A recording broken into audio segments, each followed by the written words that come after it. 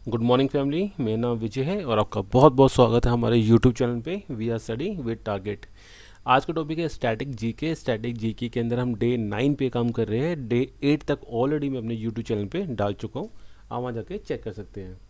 India के अंदर आप किसी भी लेवल का एग्ज़ाम दे रहे हो, चाहे वो यूपीएससी का हो, किसी स्टेट लेवल का पीसीएस हो, आपका एनटीपीसी हो, रेलवे हो, या अगर आप ग्रुप डी की तैयारी भी कर रहे हैं तो भी आपके लिए स्टैटिक जीके बहुत इंपॉर्टेंट है। और इस 2000 क्वेश्चन की सीरीज़ के अंदर मैंने जो सेलेक्टिव क्वेश्चन है, जो इंपॉर्टेंट है, जो एग्जाम के पॉइंट ऑफ व्यू से बहुत ज़्यादा इंपॉर्टेंट है और देखे गए हैं पहले भी, और आगे भी फ्यूचर में चांस रहता है उस बकेट से क्वेश्चन पूछने का, वो सारा कुछ मैंने इसके अंदर क्लब किया है।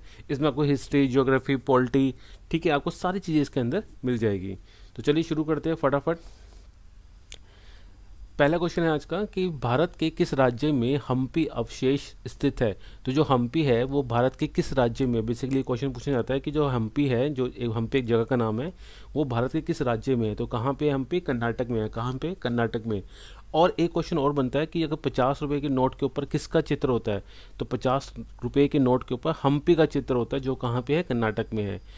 कर्नाटक की जो जगह है हम्पी, ये विजयनगर साम्राज्य की राजधानी हुआ करती थी। अपने अगर इतिहास के बारे में बात की जाए, हिस्ट्री के बारे में बात की जाए, तो जो हम्पी है वो कर्नाटक की राजधानी रहा करती थी। 50 रुपए के नोट के ऊपर हम्पी का चित्र बना होता है और हम्पी है कहाँ पे? कर्नाटक राज्य में स्थित है। नेक्स्ट है, स्विट्जरलैंड की संसद का नाम क्या है। तो स्विट्जरलैंड की संसद का नाम क्या है? Federal assembly. क्या है? फेडरल असेंबली स्विट्जरलैंड की संसद का नाम है। चीन की संसद का नाम है नेशनल पीपल कांग्रेस। ईरान की संसद का नाम है मजलिस और कनाडा की संसद का नाम है पार्लियामेंट। ये जो क्वेश्चन है ये ग्रुप डी के पॉइंट ऑफ व्यू से इंपॉर्टेंट है। वहाँ पे ऐसे क्वेश्चन देखे गए हैं पहले भी, माइट भी हो सकता है कि फ्यूचर में पूछे जा सके। तो दोबारा से रिपीट करते हैं कि जो स्विट्जरलैंड है उसकी संसद को कहते हैं फेडरल असेंबली। चीन की संसद को कहते हैं नेशनल पीपल कांग्रेस। आप एक कोशिश करना है कि जो आपके इंडिया के सराउंडिंग में जो जितने भी क्या कहते हैं कंट्री पड़ती है ना, उनके क्या कहते हैं उनकी पार्लियामेंट और उनकी कैपिटल और उनकी करेंसी, ये जरूर कर लेना। ग्रुप डी के पॉइंट ऑफ व्यू से इंपॉर्टेंट है, राइट है। चीन की संसद का नाम है नेशनल पीपल कांग्रेस, ईरान की संसद का नाम है मजलिस और कनाडा की संसद का नाम है पार्लियामेंट। नेक्स्ट है कि पुस्ताज घास के मैदान कहाँ पाए जाते हैं। तो कहाँ पाए जाते हैं पुस्ताज घास के मैदान? हंगरी में। कहाँ? हंगरी में पाए जाते हैं। इन केस अगर ऐसा क्वेश्चन आता है कि हंगरी में पाए जाने वाले पुस्ताज घास के मैदान कौन से कटिबंधीय क्षेत्र में आते हैं, तो हंगरी में पाए जाने वाले पुस्ताज घास के मैदान जो है वो शीतोष्ण कटिबंध में पाए जाते हैं।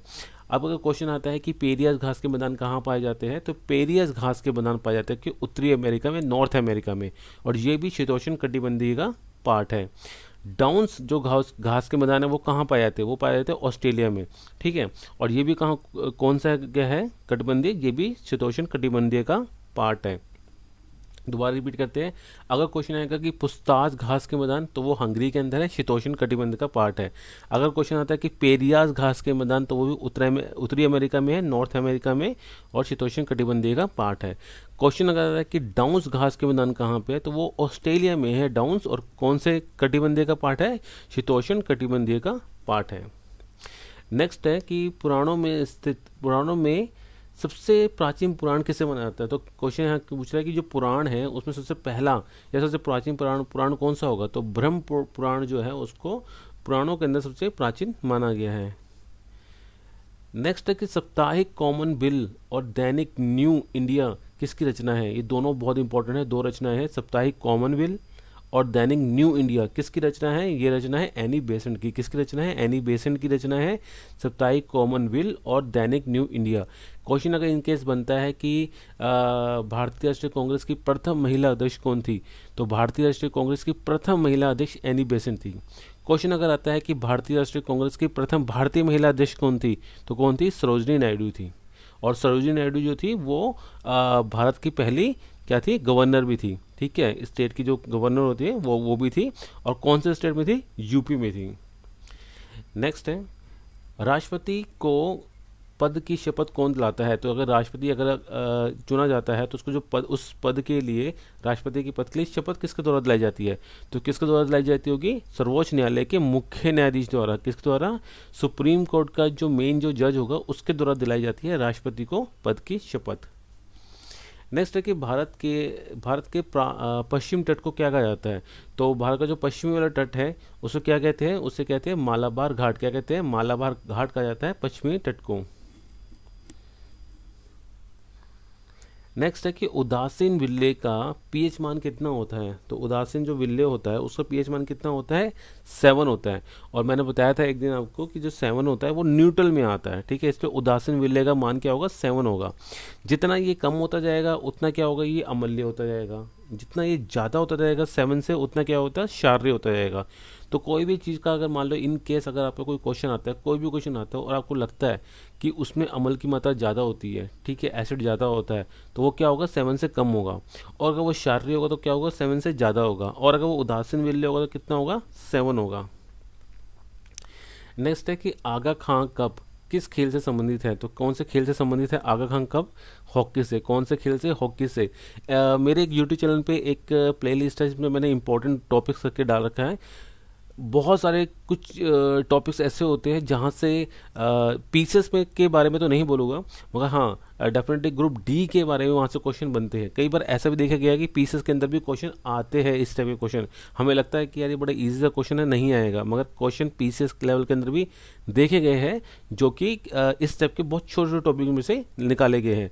तो अगर पूछा जाए कि आगा खां कप किस खेल से संबंधित है, तो आगा खां संबंधित है हॉकी से। रंगास्वामी कप, नेहरू कप और रणजीत सिंह कप कहाँ से संबंधित है, हॉकी से संबंधित है।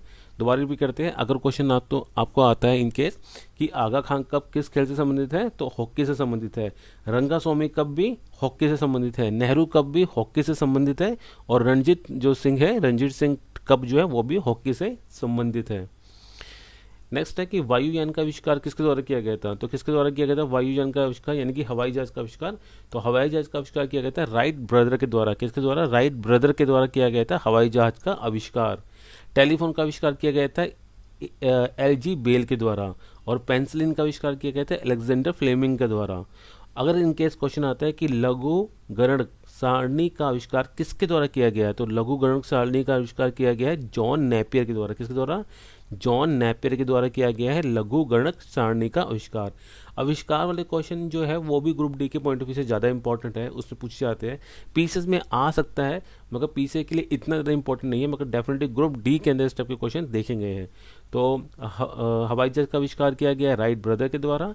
टेलीफोन का आविष्कार किया गया है एजी बेल के द्वारा। पेंसिलिन का आविष्कार किया गया है अलेक्जेंडर फ्लेमिंग के द्वारा। और लघु गणक सारणी का आविष्कार किया है जॉन नेपियर के द्वारा।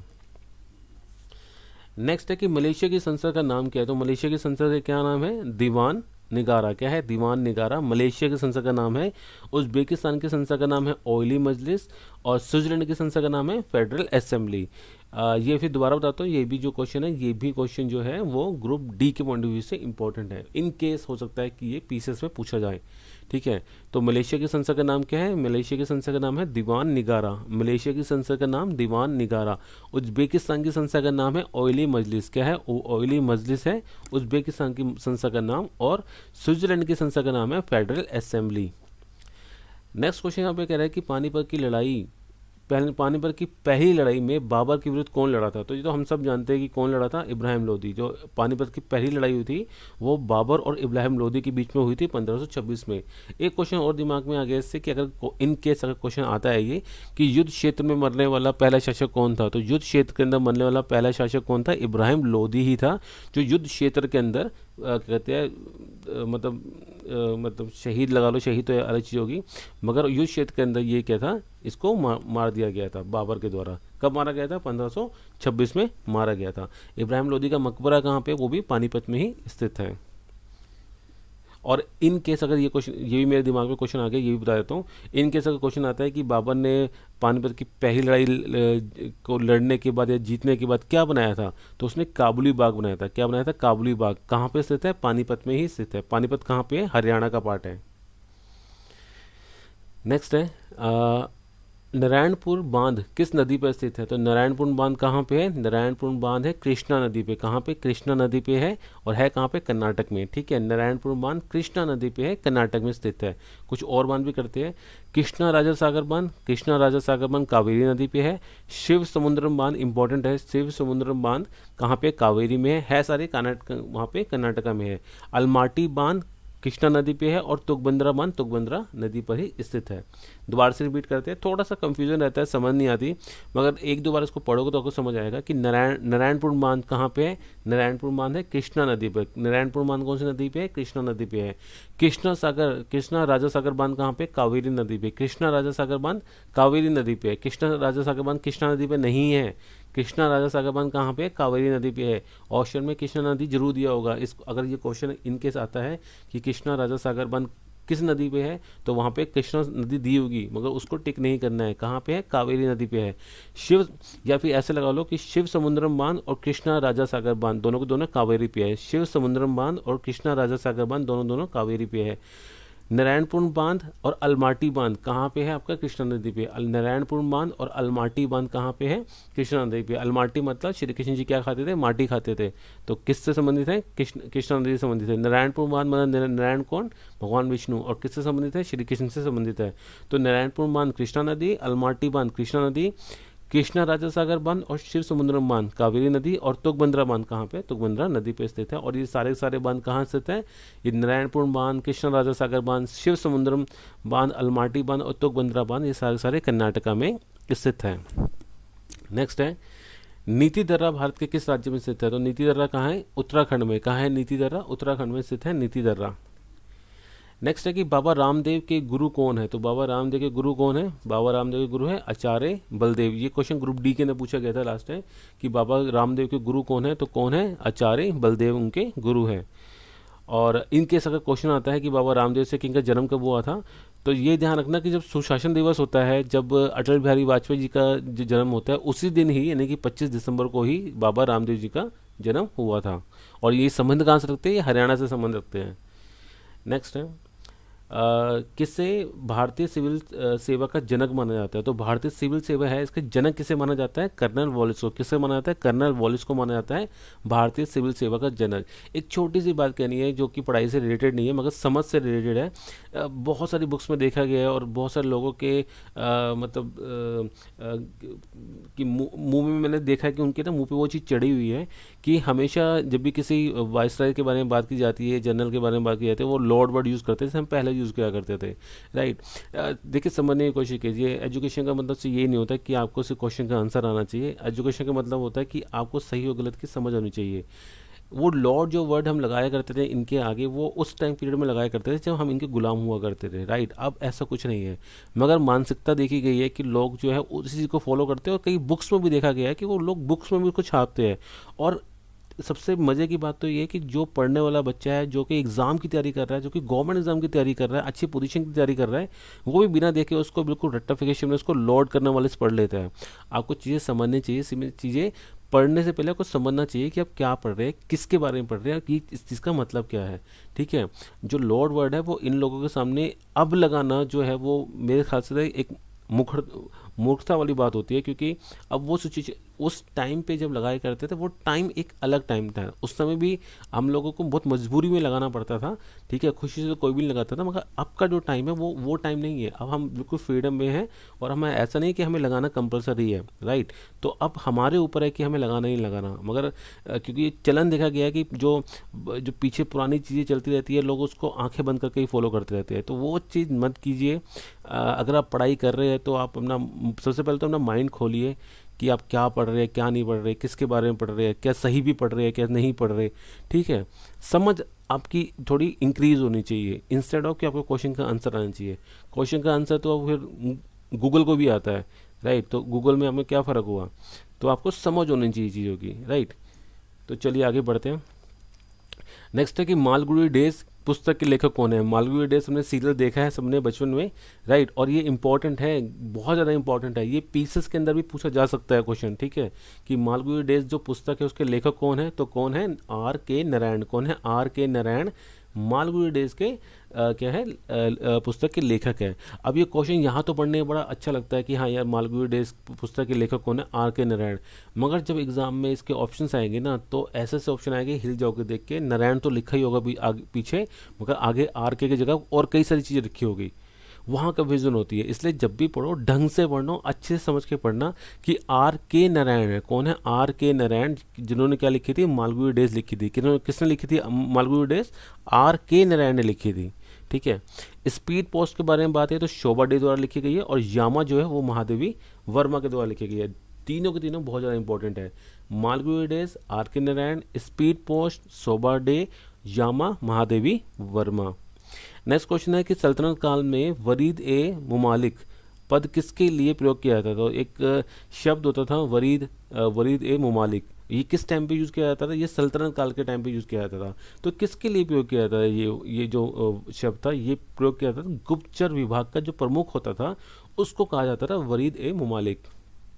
ये जो क्वेश्चन जो अभी किया है हमने वरीद ए मुमालिक, ये पीसेस के पॉइंट ऑफ व्यू से बहुत बहुत बहुत ज़्यादा इंपॉर्टेंट है। पीसेस के अंदर इसी टाइप के क्वेश्चन पूछे जाते हैं जो कि बहुत ज़्यादा डीपली होते हैं। ठीक है। हिस्ट्री से कोई बिल्कुल मक्खन वाला क्वेश्चन नहीं आता उसके अंदर। हिस्ट्री से जो क्वेश्चन आता है शायद वो आपने रीड भी नहीं किया होता, तो वो बहुत डीप में जाके पढ़ते हैं। तो अगर आप पीसेस की तैयारी कर रहे हैं तो आप उसको बहुत डेप्थ में जाके अच्छे से पढ़िए। तो सल्तनत काल के अंदर जो वरीद ए मुमालिक जो पद होता है वो एक गुप्तचर जो विभाग होता है हमारा, उसके जो प्रमुख होता है उसके लिए प्रयोग किया जाता है। नेक्स्ट है कि प्रथम पंचवर्षीय योजना में ये कह रहा है कि प्रथम पंचवर्षीय योजना में किस अवधि को पूर्ण किया गया था? मतलब एक पूछा जाता है कि जो प्रथम पंचवर्षीय योजना है उसकी अवधि क्या थी? तो अवधि क्या थी पहले की? 1951 से 1956। 1951 से 1956 के अंदर 51 से 56 के अंदर टाइम पीरियड के अंदर पहली पंचवर्षीय योजना चलाई गई थी। ठीक है। अगर क्वेश्चन आता है इनकेस कि जो पहली पंचवर्षीय योजना थी जो 1951 से 1956 के बीच में चलाई गई थी वो किस मॉडल पर आधारित थी? तो कौन से मॉडल पर आधारित थी? हेराल्ड डोमर मॉडल पर आधारित थी पहली पंचवर्षीय योजना। इनकेस क्वेश्चन आता है कि दूसरी पंचवर्षीय योजना, तो पहली 51 से 56 थी और दूसरी 56 से 61 थी। दूसरी कौन सी थी? 56 से 61 थी। कौन से मॉडल पर आधारित थी? तो पीसी महालनोबिस मॉडल पर आधारित थी। पहली वाली जो पंचवर्षीय योजना थी वो कृषि के क्षेत्र पर ज़्यादा फोकस करती थी, जबकि दूसरी वाली जो पंचवर्षीय योजना थी इसने उद्योग क्षेत्र के अंदर ज़्यादा फोकस किया। ठीक है। पहली वाली जो थी वो कृषि का केंद्र बिंदु क्या था? कृषि था। 1951 से 1956 के अंदर हुई थी और हेराल्ड डोमर मॉडल पर आधारित थी। सेकंड जो पंचवर्षीय योजना है वो 1956 से 1961 के बीच में हुई है, पीसी महालनोबिस मॉडल पर आधारित है और उद्योग जो धंधे हैं उन पर आधारित है। नेक्स्ट है मूल संविधान में भारतीय नागरिकों को कितने मौलिक अधिकार प्रदान किए गए थे? तो जो मूल संविधान था उस समय जो भारतीय नागरिक थे, जो इंडियंस थे, उनको कितने मौलिक अधिकार दिए गए थे? कितने दिए गए थे? 7 दिए गए थे। कितने दिए गए थे? 7 दिए गए थे। बाद में अमेंडमेंट हुआ था और अमेंडमेंट के बाद कितने रह गए थे? 6 रह गए थे। नेक्स्ट है कि भारत के किस राज्य को राजधानी में प्रसिद्ध ये क्वेश्चन है कि भारत के किस राज्य की राजधानी में प्रसिद्ध लिंगराज मंदिर स्थित है? तो जो लिंगराज मंदिर है वो कहाँ पे है? वो भुवनेश्वर में है। कहाँ पे? भुवनेश्वर में। भुवनेश्वर है कहाँ पे? उड़ीसा में है। ठीक है। तो भारत के किस राज्य की राजधानी में प्रसिद्ध लिंगराज मंदिर स्थित है? भुवनेश्वर, और भुवनेश्वर है कहाँ पे? उड़ीसा में स्थित है। नेक्स्ट क्वेश्चन यहाँ पे पूछ रहा है कि सर रेडक्लिफ द्वारा भारत पाक के मध्य अंतर्राष्ट्रीय सीमा का निर्धारण किस वर्ष किया गया था? तो किस वर्ष किया गया था सर रेडक्लिफ द्वारा भारत पाक के मध्य अंतर्राष्ट्रीय? यहाँ पे भी थोड़ा सा गड़बड़ है। यहाँ पे जो सर वर्ड यूज़ किया गया है, हालांकि सर एक उपाधि होती है तो वो हम कह सकते हैं, मगर इन लोगों के लिए वो वर्ड लगाना भी कोई ज़रूरी नहीं है। मैं ज़रूरी नहीं समझता। हर बंदे की अपनी अपनी एक क्या कहते हैं अपनी चॉइस है। ठीक है। अपनी अपनी नॉलेज के हिसाब से बंदे बात करते हैं। तो ये मुझे यहाँ पे ये चीज़ भी गलत लगी कि उनके आगे सर वर्ड लगा रखा है, तो जो जायज़ है वो होनी चाहिए। तो हमें ये क्वेश्चन ऐसा पढ़ना चाहिए कि रेडक्लिफ द्वारा भारत पाक के मध्य जो अंतर्राष्ट्रीय सीमा लगाई गई थी उसका निर्धारण किस वर्ष किया गया था? तो 17 अगस्त 1947 को 17 अगस्त 1947 में किया गया था। भारत और पाकिस्तान के बीच में क्या कहते हैं सीमा का जो सीमा लगाई गई थी। ठीक है। हालांकि क्या होता, आज़ाद तो 14 अगस्त को हो गए थे, 14 अगस्त और 15 अगस्त को। 14 अगस्त को पाकिस्तान बन गया था, 15 अगस्त को इंडिया बन गया था, मगर जो सीमा निर्धारित की गई थी वो कब की गई थी? 17 अगस्त 1947 में की गई थी। सीमा से भी क्वेश्चन करके जाना, जो बाउंड्रीज होती है इंटरनेशनल बाउंड्री, वहाँ से भी क्वेश्चन बनने के चांसेस ज़्यादा रहते हैं। नेक्स्ट है कि प्रसिद्ध पर्वतीय स्थल माउंट आबू किस राज्य में स्थित है? तो माउंट आबू कहाँ? ये तो हम सब जानते हैं कहाँ पे है, राजस्थान में है। माउंट आबू कहाँ पे है? राजस्थान में है।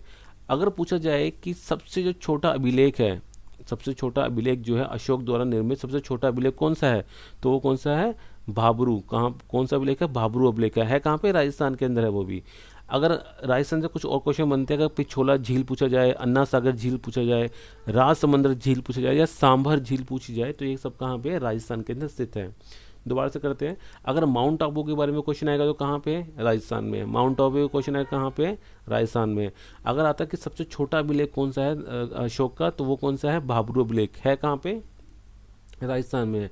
ये भाबरू अभिलेख इंपॉर्टेंट है पीसेस के पॉइंट ऑफ व्यू से। वहाँ पे इस टाइप के क्वेश्चन पूछे जाते हैं कि अशोक द्वारा निर्मित सबसे छोटा अभिलेख कौन सा है, तो कौन सा है? भाबरू अभिलेख है।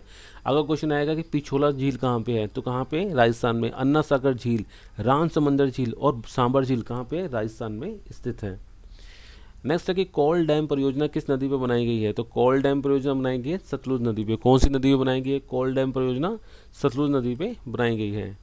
नेक्स्ट है कि रुड़की में स्थित इंजीनियरिंग कॉलेज का निर्माण किस ब्रिटिश शासक के समय काल में हुआ था, तो रुड़की के जो इंजीनियरिंग कॉलेज है, जो हम सब जानते हैं काफ़ी फेमस है आज के टाइम में भी, उसका जो निर्माण हुआ था वो किसके टाइम पीरियड में हुआ था? किस ब्रिटिश शासक के टाइम पीरियड में हुआ था? तो डलहौजी के टाइम पीरियड में हुआ था। किसके टाइम पीरियड में हुआ था? डलहौजी के टाइम पीरियड में हुआ था इंजीनियरिंग कॉलेज का निर्माण, जो कहाँ पे है? रुड़की में स्थित है। नेक्स्ट क्वेश्चन है कि चेचक के टीके का आविष्कार किसके द्वारा किया गया था? इंपॉर्टेंट है, ग्रुप डी के पॉइंट ऑफ व्यू से, पीसेस के पॉइंट ऑफ व्यू से भी इंपॉर्टेंट है। ठीक है, तो चेचक के टीके का आविष्कार किसके द्वारा किया गया था? एडवर्ड जेनर के द्वारा। किसके द्वारा? एडवर्ड जेनर के द्वारा किया गया था चेचक के टीके का आविष्कार। रेबिस के टीके का आविष्कार किया था लुई पाश्चर के द्वारा। हेमोपैथी का आविष्कार किया था हैनीमैन के द्वारा। और हैजे के टीके का आविष्कार किया गया था रॉबर्ट कोच के द्वारा। टीके वाले जो क्वेश्चंस होते हैं वो बहुत ज़्यादा इंपॉर्टेंट है। इंजेक्शन वाले क्वेश्चन इंपॉर्टेंट है, चाहे वो पीसेस के लिए हो चाहे आपका ग्रुप डी के लिए हो, वहाँ पे आने के इससे बहुत ज़्यादा चांसेस रहते हैं। तो चेचक के टीके का आविष्कार किसके द्वारा किया था? Edward Jenner. चेचक के टीके का आविष्कार एडवर्ड जेनर के द्वारा। रेबिस का टीका लुई पाश्चर। होम्योपैथी का आविष्कार किया था हैनीमैन। और अगर हेजे के टीके के बारे में क्वेश्चन आएगा तो है रॉबर्ट कोच। हेजे के टीके के बारे में क्वेश्चन आएगा तो क्या है? Robert Koch. नेक्स्ट है कि वित्त मंत्री द्वारा वार्षिक बजट किस सदन में पेश किया जाता है, तो किस सदन में पेश करते हैं वित्त मंत्री द्वारा वार्षिक बजट? लोकसभा में। कहाँ पेश करते हैं वित्त बजट? कहाँ पेश किया जाता है? लोकसभा में पेश किया जाता है। किसके द्वारा पेश किया जाता है? वित्त मंत्री के द्वारा किया जाता है। वित्त कहते हैं वार्षिक बजट कहाँ पेश किया जाता है? आपका ये लोकसभा में पेश किया जाता है। नेक्स्ट है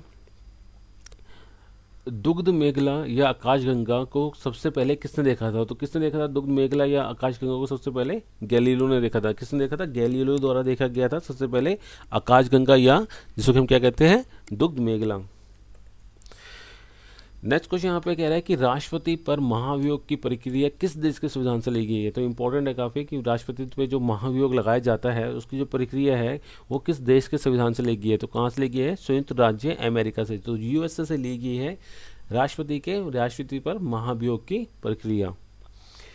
नेक्स्ट क्वेश्चन यहाँ पे कह रहा है कि नाबार्ड बैंक की स्थापना किस वर्ष हुई थी, तो किस वर्ष हुई थी नाबार्ड बैंक की स्थापना? 12 जुलाई 1982 को हुई थी। कब हुई थी? 12 जुलाई 1982 में हुई थी नाबार्ड बैंक की स्थापना। नेक्स्ट है, इसलिए ये पिछले क्वेश्चन में माइट भी हो सकता है कि आपसे डेट पूछेगा तो हो सकता है कि वो पीसेस लेवल के अंदर आए। इनकेस अगर ईयर आता है तो ग्रुप डी के अंदर भी आ सकता है कि नाबार्ड बैंक की जो स्थापना हुई थी तो कब हुई थी? 12 जुलाई 1982 में हुई थी। नेक्स्ट है कि एशिया विकास बैंक का मुख्यालय कहाँ स्थित है, तो कहाँ? एशिया विकास बैंक का मुख्यालय मनीला फिलिस्तीन में। कहाँ पे? मनीला में है। मनीला कहाँ पे? फिलिस्तीन में है। तो एशिया विकास बैंक का जो मुख्यालय है वो फिलिस्तीन मनीला में स्थित है। विश्व व्यापार संगठन जिसको WTO कहते हैं वो जिनेवा में है। और रेड क्रॉस भी कहाँ है आपका? जिनेवा में है। और जिनेवा कहाँ है? स्विट्जरलैंड में है। तो अगर क्वेश्चन आता है कि एशिया विकास बैंक कहाँ पे, तो एशिया विकास बैंक का जो मुख्यालय है वो मनीला फिलिस्तीन में स्थित है। विश्व व्यापार संगठन और रेड क्रॉस यानी कि WTO और रेड क्रॉस जो है वो जिनेवा स्विट्जरलैंड में स्थित है। नेक्स्ट है कि टिहरी बांध परियोजना किस नदी पर स्थित है? टिहरी बांध हम सबको पता है कहाँ पे? उत्तराखंड में है। और कौन सी नदी है? ये भागीरथी नदी और भिलंगना नदी के दोनों के संगम पे स्थित है। भागीरथी नदी और भिलंगना नदी के संगम में स्थित है। और है कहाँ पे? उत्तराखंड में है। कहाँ पे? उत्तराखंड में है। नेक्स्ट है कि भारत भारती पुस्तक के लेखक कौन है, तो भारत भारती पुस्तक के लेखक कौन है? तो इनके लेखक है क्या है, मैथिली शरण गुप्त। कौन है, मैथिली शरण गुप्त है भारत भारती पुस्तक के लेखक। बहुत पुरानी पुस्तक है, माइट भी हो सकता है कि दोबारा पूछी जाए इनकेस, तो उसको कवर कर लिया है, क्योंकि ऐसा नहीं होना चाहिए कि हम सारी बुक्स पढ़ रहे हैं और कुछ बुक्स छोड़ दे ये सोच के कि यहाँ से क्वेश्चन नहीं आएगा और वहीं से क्वेश्चन आए। जैसे क्वेश्चन आ जाता है वो इंपॉर्टेंट हो जाती है। तो हमें क्या करना है, हमें स्मार्टली खेलना, हमें पहले से ही तैयारी करके जानी है, ऐसा नहीं करना, क्योंकि देखिए चांस बार बार नहीं मिलती है गवर्नमेंट जॉब के अंदर। एक बार एग्जाम होगा, फिर पता नहीं कब जाके एग्जाम होगा। तो जो एक बार अगर आप तैयारी कर रहे हैं तो इसी हिसाब से करिए कि आप सब कुछ कवर करने की कोशिश कीजिए, मगर सब कुछ में वही कवर कीजिए जो इंपॉर्टेंट हो पॉइंट हुए से। ठीक है, नेक्स्ट है भारत भारती। भारत भारती पुस्तक के लेखक है मैथिली शरण गुप्त। मालगुडी डेज के हमने किए थे आर के नारायण। स्पीड पोस्ट शोभा डे और यामा, यामा के लेखक है महादेवी वर्मा। कभी भी कोई ऐसा क्वेश्चन आएगा तो हम जो पिछले क्वेश्चन भी साथ साथ उसके रिवाइज करते जाएंगे। तो भारत भारती के लेखक है मैथिली शरण गुप्त। मालगुडी डेज के लेखक है आर के नारायण। स्पीड पोस्ट के लेखक है शोभा डे और यामा के लेखक है महादेवी वर्मा। नेक्स्ट क्वेश्चन है कि ओणम महोत्सव किस राज्य में मनाया जाता है? तो कहाँ मनाया जाता है ओणम? केरल में मनाया जाता है। कहाँ मनाया जाता है ओणम? केरल में मनाया जाता है। नेक्स्ट है किसके समय में डलहौजी द्वारा बनाई गई व्यापक नीति राज्य की विलय की नीति को समाप्त कर दिया गया था? डलहौजी द्वारा एक नीति बनाई गई थी जिसको व्यापगत नीति या व्यापगत का सिद्धांत या राज्य की विलय नीति को कहा जाता है। उसको किसके टाइम पीरियड पे समाप्त कर दिया गया था? तो कैनिंग के टाइम पीरियड पे डलहौजी के द्वारा बनाई गई जो नीति थी व्यापगत सिद्धांत, उसको समाप्त कर दिया गया था। ठीक है, उस पर रोक लगा दी गई थी। नेक्स्ट है मोजेव मरुस्थल किस देश में स्थित है? तो मोजेव जो मरुस्थल है वो कहाँ पे स्थित है? वो अमेरिका में है। कहाँ पे? अमेरिका में। मोजेव जो मरुस्थल है कहाँ पे? वो अमेरिका में स्थित है।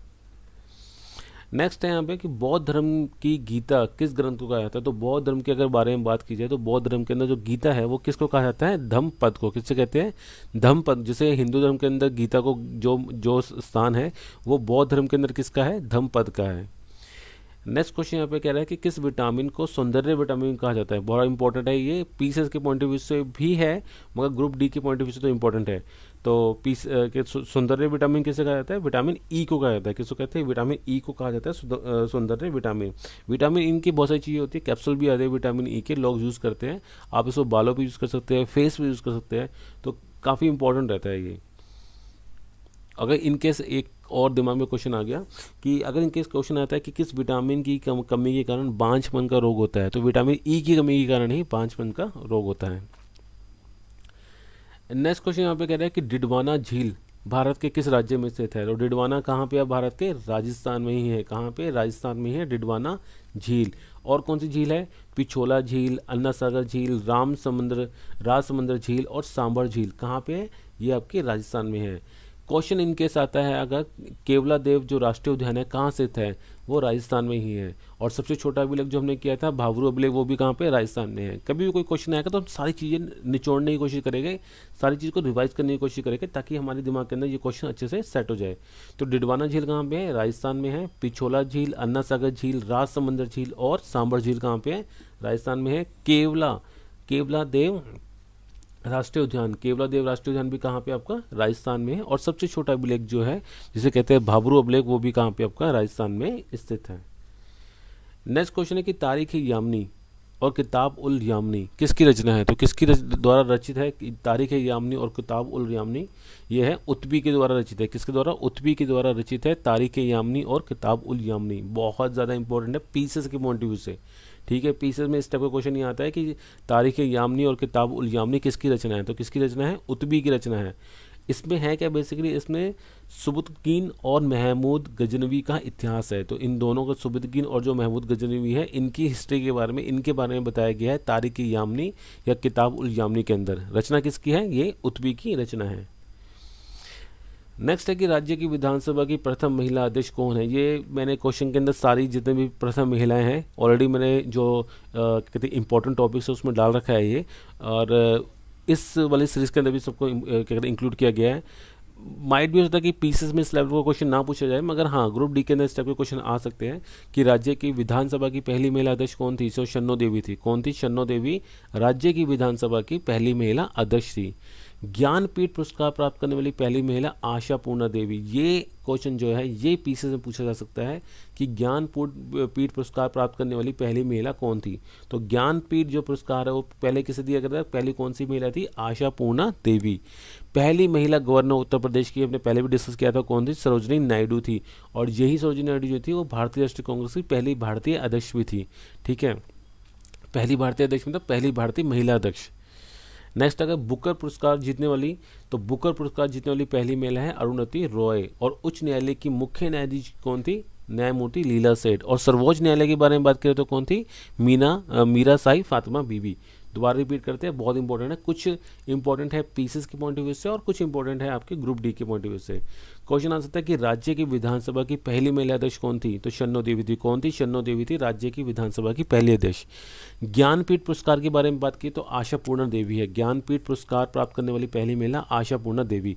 पहली महिला गवर्नर उत्तर प्रदेश की कौन थी, उत्तर प्रदेश के अगर भारत के बारे में पूछा जाए कि भारत की पहली महिला गवर्नर कौन थी, सरोजिनी नायडू थी कहाँ की, उत्तर प्रदेश की थी।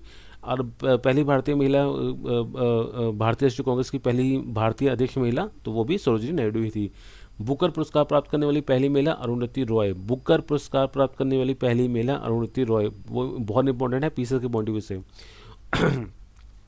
उच्च न्यायालय यानी कि हाई कोर्ट की मुख्य न्यायाधीश कौन थी, न्यायमूर्ति लीला सेठ। हाई कोर्ट में जो मुख्य न्यायाधीश थी कौन थी, न्यायमूर्ति लीला सेठ। और अगर सुप्रीम कोर्ट के बारे में बात करेंगे तो सुप्रीम कोर्ट की जो न्यायाधीश थी वो कौन थी, पहली महिला मीरा साई फातिमा बीबी। नीचे वाला क्वेश्चन बहुत ज़्यादा इंपॉर्टेंट है कि सुप्रीम कोर्ट के अंदर पहली न्यायाधीश कौन थी, महिला एज ए महिला न्यायाधीश कौन थी, तो कौन थी, मीरा साहिब फातिमा बीबी। नेक्स्ट क्वेश्चन यहाँ पे कह रहा है कि आना का सिक्का किस शासक के टाइम पे चलाया गया था। तो आना का जो सिक्का था वो शाहजहाँ के टाइम पे चलाया गया था। किसके टाइम पे चलाया गया था, शाहजहाँ के टाइम पे चलाया गया था आना का सिक्का।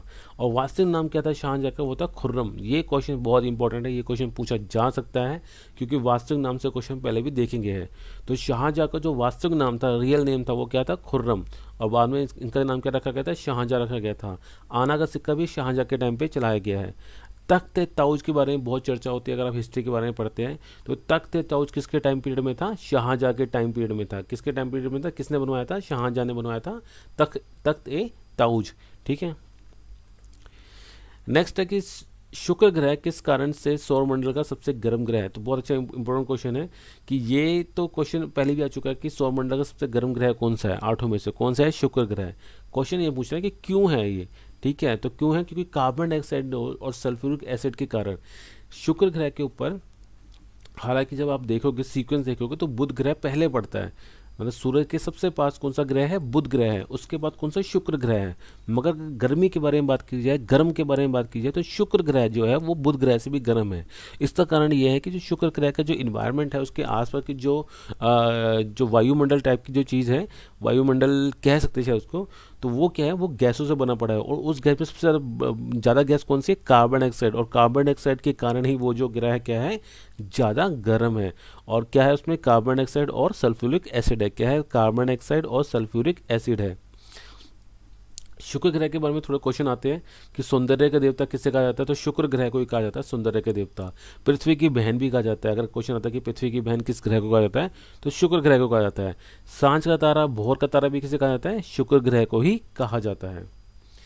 नेक्स्ट क्वेश्चन आपको पूछ रहा है कि किस मराठा सरदार ने अपनी सेना का नेतृत्व यूरोपियन ढंग से किया था। बहुत इंपॉर्टेंट क्वेश्चन है, ये पीछे से पूछा जा सकता है कि कौन से मराठा सरदार थे जिन्होंने अपनी सेना का जो नेतृत्व किया था या गठन किया था अपने सेना का, वो यूरोपियन तरीके ढंग से किया था। जैसे यूरोप साइड में अपनी सेना का गठन करते, उसी हिसाब से मराठा सरदार ने अपनी सेना का गठन किया था। किसने किया था, महादी जी सिंधिया ने। किसने, महादी सिंधिया द्वारा किया गया था अपनी सेना का गठन यूरोपियन ढंग से।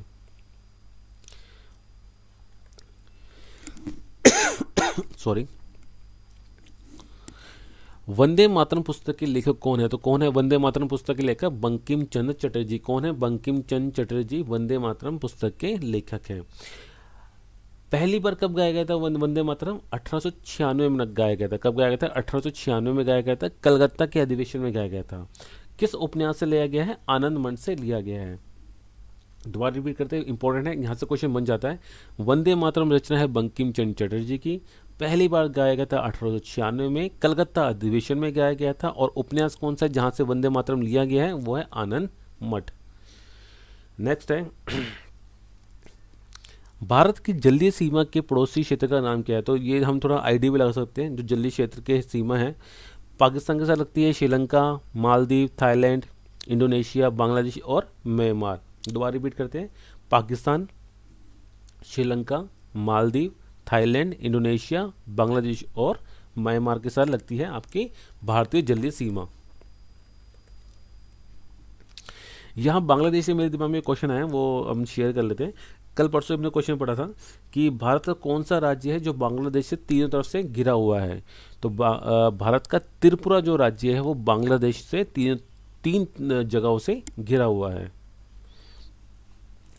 नेक्स्ट है कौन सा दर्रा मुंबई से पुणे को जोड़ता है। तो कौन सा दर्रा है जिससे मुंबई से पुणे को जोड़ा जाता है या मुंबई से पुणे जाने का रास्ता बनता है। तो कौन सा दर्रा है, भौर घाट दर्रा। अगर आप बॉम्बे से पुणे की तरफ जाते हैं तो आप किस दर्रे से होके जाओगे, तो आप भौर घाट दर्रे से होके जाओगे। कौन से दर्रे से, भौर घाट दर्रे से होके अगर आपको जाना है बॉम्बे से पुणे तो आप भौर घाट दर्रे से होके बॉम्बे से पुणे जा सकते हो। नेक्स्ट क्वेश्चन आप पूछ रहा है कि किस संविधान संशोधन के अंतर्गत संविधान में 10 मौलिक कर्तव्यों को अनुच्छेद 51 का भाग 4 का के अंतर्गत जोड़ा गया था। तो बहुत इंपॉर्टेंट क्वेश्चन पूछ रहा है, ये पूछ रहा है कि कौन सा संविधान संशोधन किया गया था जिसके अंतर्गत 10 मौलिक कर्तव्य जोड़े गए थे और कौन से अनुच्छेद में, 51 का के अंदर। तो 2-3 क्वेश्चन इसके अंदर ही बन जाएंगे। भाग क्या था, 4 का। तो कौन सा संविधान संशोधन है, वो है 42वां संविधान संशोधन 1976। कौन सा, 42वां संविधान संशोधन 1976। किस देश से लिया गया था ये प्रावधान, ये लिया गया था रूस से। इसमें क्वेश्चन क्या क्या बन सकते हैं, इसमें एक क्वेश्चन और दिमाग में आ गया। इन केस अगर क्वेश्चन आता है कि हमारे मूल संविधान के अंदर कितने मौलिक कर्तव्य थे, तो हमारे मूल संविधान के अंदर 0 मौलिक कर्तव्य थे। एक भी मौलिक कर्तव्य हमारे मूल संविधान में नहीं था। 42वां संविधान संशोधन किया गया था 1976 में, तब जाके 10 मौलिक कर्तव्य जोड़े गए थे। और जब ये मौलिक कर्तव्य जोड़े गए थे तो कौन से अनुच्छेद में जोड़े गए थे, 51 का के अंदर जोड़े गए थे। पीसेस के अंदर, पीसेस लेवल के अंदर ये क्वेश्चन आ सकता है कि किस भाग के अंदर हमारे मौलिक कर्तव्य जोड़े गए थे। तो भाग 4 का के अंदर हमारे मौलिक कर्तव्य जोड़े गए थे, जो कि कितने हैं, 10 है। पहले 10 से अब 11 हो चुके हैं। और कौन सा संविधान संशोधन किया गया था, 42वां संविधान संशोधन किया गया था 1976 में। मौलिक कर्तव्य किस देश से लिए गए हैं, तो मौलिक कर्तव्य लिए गए हैं रूस से। किस देश से लिए गए मौलिक कर्तव्य, रूस से लिए गए हैं मौलिक कर्तव्य। नेक्स्ट है कि अंडमान और निकोबार द्वीप समूह की राजधानी का नाम क्या है। तो क्या है इनकी राजधानी का नाम, पोर्ट ब्लेयर है। क्या है, पोर्ट ब्लेयर। अगर अंडमान निकोबार द्वीप समूह की राजधानी का नाम आएगा तो क्या आएगा, पोर्ट ब्लेयर। बहुत अच्छी जगह है अगर आप इनके जाना चाहते हैं तो वहाँ जा सकते हैं। एक तो बिल्कुल जो रास्ता है बिल्कुल सी का रास्ता है, ठीक है, समुद्र में से होकर जाना पड़ता है। और काफ़ी अच्छा आइलैंड है, वहाँ जाके काफ़ी आपको मतलब एक नई नई चीज़ देखने को मिलेगी। और वहाँ पे जो काला पानी की सज़ा, जो हम पहले सुना करते हैं कि काला पानी की सज़ा होती थी, तो जो जेल है सर्कुलर जेल, वो भी वहाँ पे स्थित है। अगर क्वेश्चन आएगा, 2-3 क्वेश्चन और पढ़ते हैं इससे संबंधित कि नेताजी सुभाष चंद्र बोस द्वीप कहाँ पे है, तो अंडमान में है। अब एक वहाँ पे द्वीप है, उसका नाम क्या कर दिया गया है, नेताजी सुभाष चंद्र बोस द्वीप कर दिया गया है। क्वेश्चन आएगा कि नेताजी सुभाष चंद्र बोस द्वीप कहाँ पे है, तो कहाँ पे, अंडमान में है। अगर क्वेश्चन आता है निग्रिटो या जरावा जनजाति कहाँ पाई जाती है, तो ये भी अंडमान निकोबार में पाई जाती है। क्वेश्चन आएगा कि भारत का सबसे छोटा राष्ट्रीय उद्यान कहाँ पे है, तो भारत का सबसे जो छोटा राष्ट्रीय उद्यान है वो है साउथ बटन राष्ट्रीय उद्यान। कहाँ पे है, अंडमान निकोबार में है। दोबारा रिपीट करते हैं, अंडमान निकोबार की राजधानी है पोर्ट ब्लेयर। नेताजी सुभाष चंद्र बोस द्वीप आपका अंडमान में है। निग्रिटो और जरावा जो जनजाति वो आपकी कहाँ पाई जाती है, अंडमान में पाई जाती है, अंडमान निकोबार में। और सबसे छोटा जो आपका राष्ट्रीय उद्यान है वो कौन सा है, साउथ बटन राष्ट्रीय उद्यान। कौन सा सबसे छोटा है, साउथ बटन राष्ट्रीय उद्यान सबसे छोटा राष्ट्रीय उद्यान है। कहाँ पाया जाता है, वो आपका अंडमान निकोबार में ही पाया जाता है। नेक्स्ट क्वेश्चन यहाँ पे कह रहा है कि विटामिन ए की खोज किसने की थी। तो विटामिन ए और बी अगर दोनों की खोज आ सकती है, विटामिन ए की भी और बी की भी, दोनों की गई थी मैकुलम के द्वारा। किसके द्वारा, मैकुलम के द्वारा की गई थी विटामिन ए और विटामिन बी की खोज। और विटामिन बी की अगर क्वेश्चन सिर्फ इतना आता है कि विटामिन की खोज किसके द्वारा की गई थी, तो विटामिन की खोज की थी जी हॉपकिंस ने। किसने की थी, जी हॉपकिंस ने की थी विटामिन की खोज। कब की थी, 1912 में की थी। दोबारा रिपीट करता हूँ, अगर क्वेश्चन आता है विटामिन ए और विटामिन बी की खोज किसने द्वारा की गई है, तो विटामिन ए और विटामिन बी की खोज की गई है मैकुलन के द्वारा। और अगर ये क्वेश्चन आता है कि विटामिन की खोज किसके द्वारा की गई है, तो वो की गई जी हॉपकिंस के द्वारा। कब, 1912 में। नेक्स्ट है कि भारत का एकमात्र राज्य जहाँ पे समान नागरिकता संहिता यूनिफॉर्म सिविल कोड लागू है, तो कौन सा है वो है गोवा। क्या है? गोवा। गोवा एक ऐसा राज्य है भारत का जहाँ पे समान नागरिकता संहिता यानी कि यूनिफॉर्म सिविल कोड लागू है। क्वेश्चन अगर आएगा कि गोवा को किस वर्ष आज़ाद कराया गया था, या फ्रीडम का डे कौन सा है, या गोवा की स्वतंत्रता का साल कौन सा है, तो कौन सा है? 1961 में है। क्वेश्चन आएगा कि गोवा को किससे स्वतंत्र कराया गया था, तो गोवा को स्वतंत्र कराया गया था पुर्तगालियों से। इसलिए कहा जाता है कि सबसे पहले आने वाले भी कौन थे? पुर्तगाली, और सबसे बाद में जाने वाले भी कौन थे? पुर्तगाली। तो गोवा को स्वतंत्र कराया गया था 1961 में। किसके द्वारा कराया गया था? पुर्तगालियों के द्वारा, पुर्तगालियों से कराया गया था। और समान नागरिकता संहिता यूनिफॉर्म सिविल कोड कहाँ लागू है? गोवा में ही लागू है। दो तीन चीज़ें और पढ़ते हैं गोवा के बारे में, इंपॉर्टेंट है। इनके क्वेश्चन आता है कि सलीम अली पक्षी अभ्यारण्य, कौन सा? सलीम अली पक्षी अभ्यारण्य कहाँ पे है? गोवा में है। कहाँ पे है? गोवा में। सलीम अली पक्षी अभ्यारण्य कहाँ पे है? गोवा में। सबसे छोटी तटीय रेखा भी कहाँ पे है? गोवा में। और एक फेस्टिवल है सिग्मो फेस्टिवल, ये कहाँ मनाया जाता है? गोवा में मनाया जाता है। सिग्मो फेस्टिवल जो है आपका वो पीसेस लेवल से बहुत इंपॉर्टेंट है। क्वेश्चन आ सकता है पीसेस लेवल के अंदर कि सिग्मो फेस्टिवल कहाँ मनाया जाता है, भारत के किस राज्य में मनाया जाता है। तो सिग्मो फेस्टिवल जो है वो गोवा में मनाया जाता है। 1961 में गोवा आज़ाद हुआ था, पुर्तगालियों से आज़ाद हुआ था। सलीम अली पक्षी अभ्यारण्य भी कहाँ पे आपका? गोवा में है। और सबसे छोटी जो तटीय रेखा है वो भी कौन सी है आपकी? गोवा की ही है। नेक्स्ट है फरक्का परियोजना किस नदी पर बनाई गई है, तो किस नदी पर बनाई गई है फरक्का परियोजना? गंगा नदी बनाई गई है। कौन सी नदी पे? गंगा नदी पे बनाई गई है फरक्का योजना। और है कहाँ पे स्थित है? पश्चिम बंगाल में स्थित है। कहाँ पे? पश्चिम बंगाल में स्थित है फरक्का योजना। किस नदी पे है? गंगा नदी पे है। इस वीडियो में इतना ही। आई होप आपको वीडियो पसंद आई होगी, क्वेश्चन पसंद आए होंगे। आई रिक्वेस्ट यू कि आप अगर स्टडी जीके की ये वीडियो देख रहे होंगे तो आप डे 1 से देखना शुरू करना, बीच में देखने का कोई फ़ायदा नहीं है। क्यों ये ऐसा कह रहा हूँ मैं? इसलिए कह रहा हूँ कि अगर आप किसी एग्ज़ाम की तैयारी कर रहे हैं और अच्छे बिल्कुल डेडिकेट होकर तैयारी कर रहे हैं तो किसी चीज़ को अच्छे से पढ़िए, पूरा पढ़िए। ये जो 2000 क्वेश्चन की पूरी सीरीज़ है, अगर आप उसको अच्छे से गो थ्रू कर लेते हैं, and I am damn sure कि आप एग्ज़ाम में कई सारे क्वेश्चन आपको इस सीरीज से देखने को मिलेंगे। राइट, इंपॉर्टेंट है, आपको क्वेश्चन देख के समझ आ गए होंगे। पीसेस लेवल के अंदर भी क्वेश्चन है इसके, और ग्रुप डी के पॉइंट ऑफ व्यू से भी इंपॉर्टेंट है। ठीक है, तो इसको अच्छे से गो थ्रू करना। और जो मेरी जो कहते हैं यूट्यूब के अंदर मैंने हिस्ट्री की भी कई सारी वीडियो डाल रखी है, वो भी बहुत इंपॉर्टेंट है। सम्राट अकबर से संबंधित वीडियो है, वो बहुत इंपॉर्टेंट है, वहाँ से क्वेश्चन बन सकते हैं और कई सारे बनते हैं वहाँ से क्वेश्चन। दिल्ली सल्तनत की वीडियो है, वो भी बहुत इंपॉर्टेंट है। मॉडर्न हिस्ट्री की वीडियो है, वो भी बहुत इंपॉर्टेंट है। एक हिस्ट्री की पूरी सीरीज़ है, वो भी बहुत इंपॉर्टेंट है। तो आप उन सबको अच्छे से गो थ्रू कर सकते हैं वहाँ से। राइट, और जो इंपॉर्टेंट टॉपिक्स के बारे में बताया था मैंने कि एक प्ले लिस्ट है इंपॉर्टेंट टॉपिक्स की, वो बहुत ज़्यादा इंपॉर्टेंट है। वो तो मैं रिक्वेस्ट करूँगी कि वो आप जरूर पढ़ के जाए। इन केस अगर आप ग्रुप डी की तैयारी कर रहे हैं फिर तो आप जरूर ही पढ़ के जाए, क्योंकि वहाँ से उस टाइप के क्वेश्चन पूछने के बहुत ज़्यादा चांसेस रहते हैं। मगर आप पीसेस की तैयारी भी कर रहे हैं तो भी मैं आपको ये चीज़ बोलूँगा कि आप जरूर पढ़ें, क्योंकि कई बार क्या होता है कि कुछ क्वेश्चन देखे जाते हैं पीसेस के अंदर जो बड़े आसान होते हैं और हमने पढ़े नहीं होते हैं। और आपको ये बात कहने की जरूरत नहीं है कि एक क्वेश्चन भी इतना ज़्यादा इंपॉर्टेंट रोल प्ले करता है जिसके बारे में हम सोच नहीं सकते, क्योंकि एग्ज़ाम के बाद जब रिजल्ट आता है तब हमें एहसास होता है कि काश हमने थोड़ा सा और मेहनत की होती। तो जो ये थोड़ी सी और मेहनत है ना, ये हमें पहले ही दिमाग लगा के पहले ही करनी है, एग्ज़ाम की बात नहीं करनी है, उसका कोई सेंस नहीं बनेगा। ठीक है, क्योंकि हम सब जानते हैं कि गवर्नमेंट जॉब बार बार नहीं निकलती है, इतना ज़्यादा चांस नहीं रहता निकलने का। तो तैयारी कर रहे हैं तो अच्छे से, मैं तो सीधा आपको एक बार बोलूँगा, कर रहे हो तो अच्छे से करो, ये सोच के करो कि मुझे क्लियर करना है। और नहीं सोच रहे क्लियर करना है तो फिर रिलैक्स रहोगे, फिर मतलब ऐसा सोच के मत जाना कि मैं जाऊँगा करके आ जाऊँगा और होगा नहीं होगा।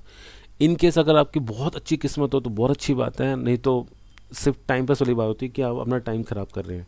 राइट, तो चलिए कोई बात नहीं, आप अपना ख्याल रखिए, अपने घर वालों का ख्याल रखिए, और फिर हम मिलेंगे नेक्स्ट वीडियो में। ठीक है, तब तक goodbye and thank you so much for your valuable time.